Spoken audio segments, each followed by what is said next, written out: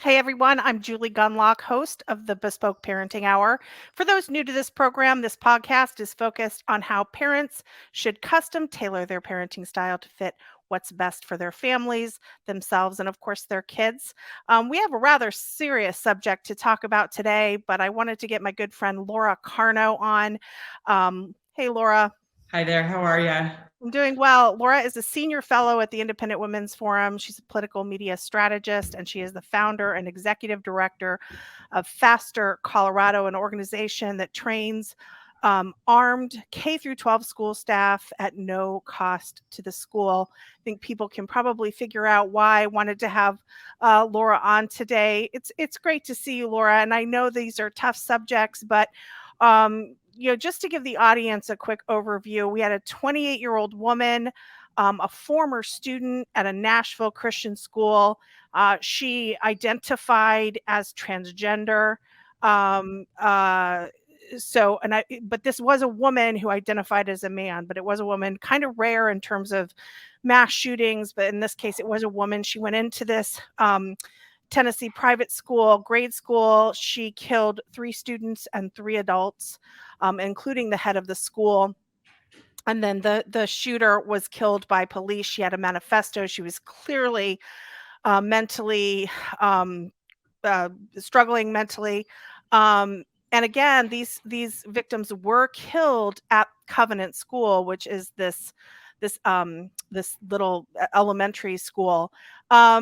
I don't like to say shooters' names on this, but of course, we have a media fixated on. I mean, it has been. I gotta tell you, Laura, it's been a really weird media narrative, because almost instantly it went to, Trans Day of Vengeance and trans rights, which nobody's even talking about the victims. That aside, though, and let's try to take that stuff out of the conversation. The bottom line is a shooter got into a school, and now the police who reacted did an exquisite job, near perfect job reacting. And we can talk about that a little bit later. But the bottom line is, and I don't know the exact time, I can't remember, but it was a very short time from the shooting to the reaction from the police officers. And thank goodness there weren't more victims. But the bottom line is, no one was armed in that school. Yeah, that we know of. That we know of, yes. right? Yeah, there's some indication that one of the 911 calls, an employee said we have some armed people, but there's no detail out about that. They could have been one of the people who were shot. Yeah, they could have not been there that day. So I'd like to say it that way, that we know of. Yeah, okay, that's smart.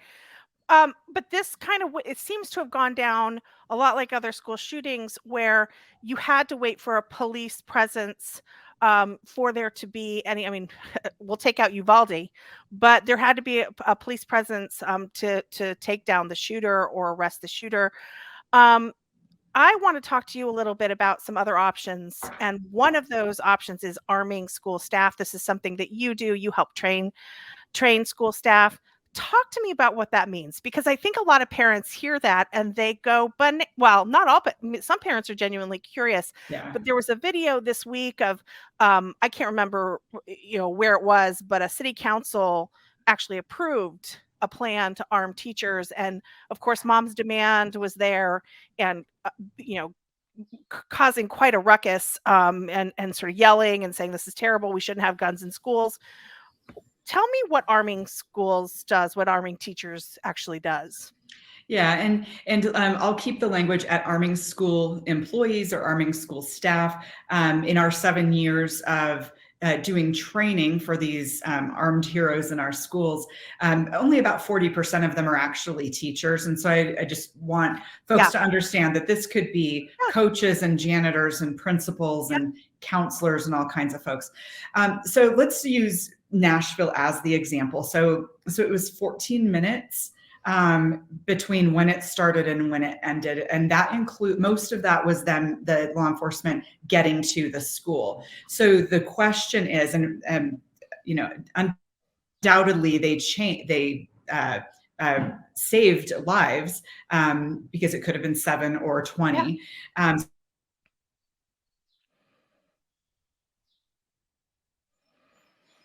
adults, their lives are valuable too. So how do we, from the minute somebody comes in to try and harm people, how do we save that first child, that second child, that first teacher? And the only way you can do it is having well-trained armed adults in the school. So that could be a school resource officer. And we love our school resource officers. They do lots of things besides, stop active killers. They create good relationships with children and law enforcement and that sort of thing. But the school resource officers can't be everywhere at once. And most school districts that have school resource officers, they are shared among many campuses. And if you're a killer, if you have these terrible things in your mind that you want to go, you're not going to start your crime right in front of a uniformed armed school resource officer. So, Right. And there's lots of indication in cases of school shootings where there was an SRO that they waited until the SRO was gone or in a different building or what have you. So we love our SROs, and they can't be everywhere at once. Also, they're expensive. You're paying, depending on where in the country, between $40,000 and $80,000 a year for these folks. If I can just interrupt there, if I can just interrupt there too. Also, SROs are often within the budget of the police department, and we know that a lot of police departments are facing cuts right now, and so often, they have to make a choice. So they're off. I mean, and I've seen cases of, we got rid of the SROs because our police budget has been cut so much, and that's part of this whole defund police and movement that's driven that. So I think that's another contributor to getting rid of SROs because they don't have the budget. So go on. I just want to make that connection. Right. I had a call with a rural school district yesterday. SROs aren't an option because their local sheriff's office in this very rural area is just understaffed. They can't do the basics. So that's why so many school districts across the country, not just here in Colorado where we are, so many school districts across the country have said, we have people who work here every day who carry a firearm on their person outside of school every day. They're simply disarmed when they come on campus, where they are arguably the most vulnerable. So there are, I would estimate, these are very quiet policies typically, but I would estimate there are probably, 5,000 to 10,000 employees across the country. So you have schools, and just so you know, Laura, and it's not that big of a deal, but there is a little bit of a break sometimes in your Wi-Fi. I don't know if your Wi-Fi is going in and out, but you're freezing a little bit on the screen. So just FYI, I don't know if you can do anything about that, but so there might be some awkward moments because, but I think, and they're quick, so it's not going to impede the conversation. But I do think that people assume when you say arming teachers or arming school officials, that it's going to turn into the Wild West and that every teacher will be packing heat. Talk to me a little bit about how armed school officials, how they're sort of, carrying their weapon. Yeah. And it's really important to understand that these are volunteers. They're 100% volunteers. Nobody is suggesting that everybody in a school be forced to be armed. And so it turns out to be a handful of people in each school building where this is implemented. And everywhere that we are aware of, these school employees are carrying on their person. We refer to it as deep concealment. Nobody knows that they're carrying a firearm. And I think that's parents like that too. Nobody's talking about having, everybody open carrying a 6-shooter or like. Yes, that's just not part of the discussion. Right. So they just go about their normal day. They're teachers or janitors, or we have a come through our program, a school nurse, bus drivers. So lots of different positions. They are simply doing their jobs. they are carrying a firearm. Nobody will know that they're carrying a firearm unless, God forbid, one of these terrible shootings or attempted shootings happen. They are trained for one thing, and that's stopping that mass killing. They're not doing anything else cops do. Tell me a little bit about the training that you provide. Sure. So when a school gets authorized to have armed staff, and I'm going to speak in Colorado terms, it's very similar in other states, but the school board would pass the policy. The school district goes to their insurance company and says, please insure us for this. There's usually an extra rider. And then the insurance company, sometimes state law, but usually the insurance company says your training needs to have this many hours and look like this. So that's the training that we provide here at Fast. Pass the same test as law enforcement has to pass to get out of the police academy just on their firearm skills. So that's the training we provide, is that annual training. School boards say annual training isn't enough. You have to go get other training, and they might do that with local law enforcement. They might get together with other armed schools and do training together. So we just do that annual training, but every school board is saying you're not training just annually, you're training monthly and quarterly as well. Okay. And then, I'm interested in also how effective is this. I wouldn't say it's totally new, but for a lot of people, they're starting to think about this, that we have children and teacher as it always amazes me. You've got this dual conversation about how we have a mental health crisis in this country, and then the same people who are screaming about the mental health crisis in this country don't think that maybe we should arm school officials to protect kids who essentially are sitting ducks, and teachers and school officials who are sitting ducks if a shooter gets in. So tell me about how the results of arming schools, hardening schools. I know this is kind of a part of hardening schools. Sure. Are there good data? Is there good data that shows that this works? Yeah, it's hard to talk about the things that didn't happen if you don't know that they didn't happen. But in the Nashville situation, the police chief in one of his very early press conferences reported out that in the shooter's manifesto was discussion of another school that she did not choose because it was a more hardened target. The words the police chief used were something along the lines of better security, enhanced security. Mm-hmm. Don't know exactly what that was. It could have been already, but so we have deterrents like that. The Crime Prevention Research Center did a very extensive study of all the school shootings, and 0 of them have been in places with armed school employees. We'll see if Nashville changes that. But Julie, here's one of the things that is really important for people to know. We hear school employees don't have the mindset to save lives. We see in every single one of these, from Sandy Hook, Columbine, up to the present ones, school employees keep running toward the sound of gunfire and putting their bodies between bullets and children to save lives. We know they have the mindset to save lives. Why are we expecting them to go run toward armed people, completely unprotected, completely unarmed? But we keep saying that's okay, and it's not okay. Right. Absolutely. And it is sort of insulting. I keep talking about these contradictions that we're hearing in the media. Teachers are the best things in the world, and all this praise for teachers, much of it deserved, and what they will do to protect their classrooms and their children. And yet you also have the left at the same time saying, but we shouldn't provide them with the protection, with the personal protection that they need to take those steps to protect not only themselves as they are trying to. So it's galling a little bit to hear these messages coming out of the left, which generally opposes this. I mean, I don't even know, are there any Democrats? It seems like increasingly now the left tends to be in lockstep on a lot of these issues.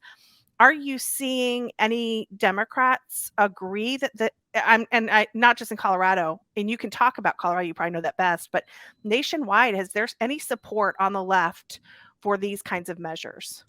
Yeah, generally speaking, if there are Democrats out there across the country that are supportive of this, I'm not aware of them. But I'll also say that there's not a lot of, like at class, for example, there could be Democrats in our class and I wouldn't know it because we don't talk about politics. It's about saving children. So it's really, to me, it's hard to say. I'm talking about from a policy perspective, elected officials. It seems that the left, when I first went to Capitol Hill, there were a lot of Democrats on Capitol Hill who supported the Second Amendment. That seems to be dwindling now. And I know that I don't even feel like this is necessarily just a Second Amendment issue, although it is, of course it is, but it's about child safety, which it is amazing to me that they seem to not be breaking, again, with the narrative of the left, which is, more gun control. It's frustrating to me that they can't see that this really isn't about that this is much more about protecting schools and protecting kids. So I'm always curious.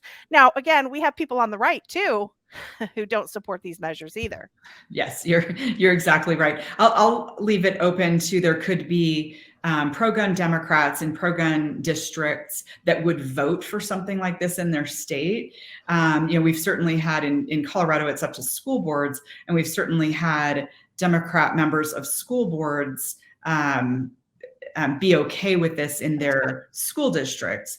But these support, especially very vocal support of these policies, tends to fall on just one side of the aisle. How are parents? You work in Colorado. You obviously train these teachers. Do you know of parents who are opposed to this, and how do you I don't know if you've given testimony or gone to school board meetings or talked to people, but how do you reassure parents that this is actually a step to keep school officials, teachers, and children safe, and not sort of, this is an invitation for more school shootings, which is a lot of what I hear. Yeah, and let's be clear that none of that has ever happened in all of the thousands of incidents of school employees carrying firearms. Yeah. There's never been a negligent discharge, an accidental anything, aside from one thing in Utah that happened where a armed school employee reholstering after using the restroom shot a toilet. Still bad, but no human has been hurt. Yeah. And so I take their concerns seriously, but we have to look at the fact that nothing bad has happened. But in these gun-free schools where nobody is a killer to protect the children, in those cases, children keep dying. So let's look at that evidence. But the other thing is our program, and it's very similar to some programs around the country as well, such as in Ohio where this started, is our instructors are all active duty law enforcement instructors. So the modules, so to speak, that law enforcement learns to stop active killers, same stuff that our guys are teaching in faster classes to these armed school employees. We teach at this point at law enforcement training facilities. We're using the same equipment. So this is a very high level of training, and they pass a similar test that law enforcement passes to get out of the academy. Ours is actually tougher, and we require they pass at 100%. The schools have vetting processes. If anybody came through our class that we had concerns with, especially our guys that and so forth.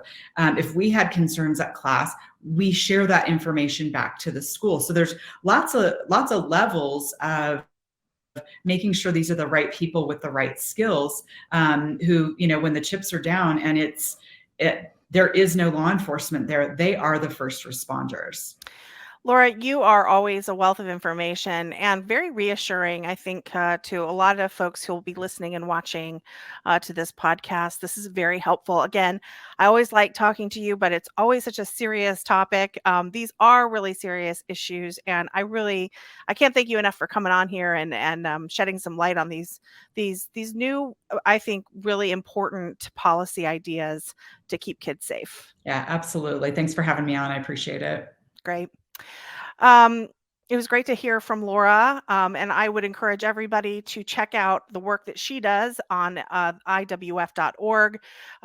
She also puts resources up on IWnetwork.com. That's the Independent Women's Network. Lots of great fact sheets, policy focuses, talking points that will help you really understand this issue better. Thank you for watching today. The Bespoke Parenting Podcast with Julie Gunlock is a production of the Independent Women's Forum. You can send comments and questions to julie.gunlock@iwf.org. Please help me out by hitting the subscribe button and leaving a comment or review on Apple Podcasts, Acast, Google Play, YouTube, or iwf.org. Hang in there, parents, and go bespoke.